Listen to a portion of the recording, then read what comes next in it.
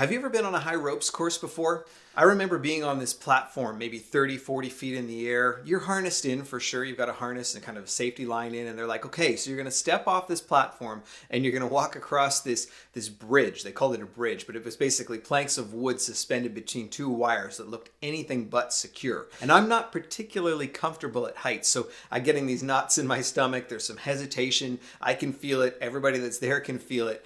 And the leader kind of leaned over and said, hey, you know what? You've got to trust the equipment. You got to be willing to step out and put faith into the equipment that you have. Now, trust is one of the key foundational pieces of your leadership and your leadership journey. There's a Harvard Business Review article that I'll link to in the show notes that says, high trust teams have less stress, more productivity, fewer sick days, all of these benefits when there's trust inside that relationship bubble. And when we think about the 5 levels of leadership and we think about, how do I move up the levels of leadership with my team? How do we move towards a team that's more impactful, that can get more done, that's, creating the impact that we want to have, hitting our goals? Moving up those levels is really dependent on you having high levels of trust, a high trust team. Now, the counterpoint is that when trust is broken, there's nothing that can move you down those levels faster than a relationship that's been broken and the trust has been broken. Now back to the high ropes course. So I'm standing there, I'm harnessed in, ready to go, and I've got to trust and step out and use the equipment to keep me safe to walk across this bridge. When you think of this sort of scenario, what part do you as the leader play?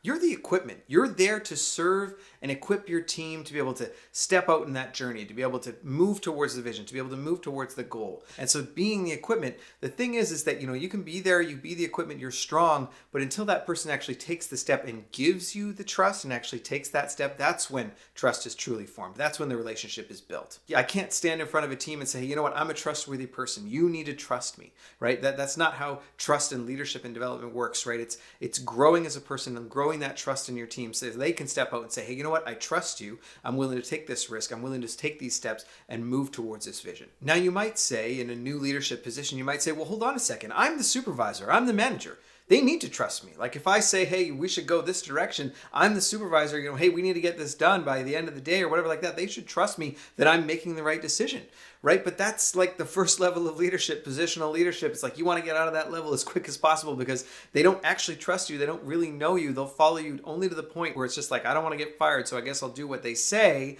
but there's no actual trust there.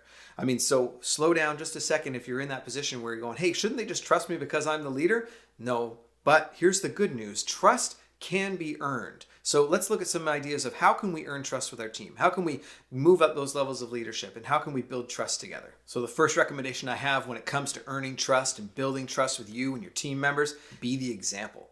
Take the step of being the example. Take the risk of putting trust out there. John Maxwell talks about, he walks around and he puts a 10 over top of everybody's head.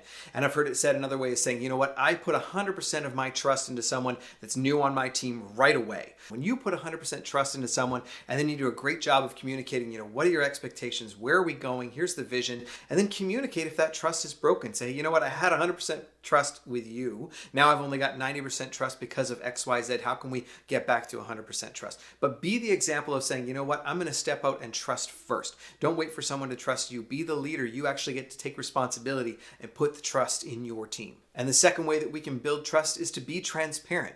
You and I as leaders, we're going to make mistakes. I make mistakes all the time. But if I can be transparent with my team when I make mistakes as much as I possibly can, to say, hey, you know what, I dropped the ball over here and here's how we can potentially fix that up. Let them know that you're not perfect. Let them help to identify where your strengths and weaknesses are so that when you start to identify their strengths and weaknesses, you can sow into their strengths and how they can serve the team and shore up their weaknesses with yourself and other members of the team. And then they'll do the same thing for you. Being transparent will give your team more opportunities to trust you. So the first 2 recommendations you can kind of jump into right away in a relationship, but the third one is the long game. And the third thing that you can do to build high trust teams is be consistent. And it is a long game. You've got to continue to show up as the leader, as the person that serves them, as the person that's casting the vision and equipping them to go towards that vision. You've got to do that consistently, day in and day out, for however long it takes until you've got these high trust teams, and then continue to show up and be consistent. You want to be consistent in sowing into your people and developing them, allowing them to grow as leaders.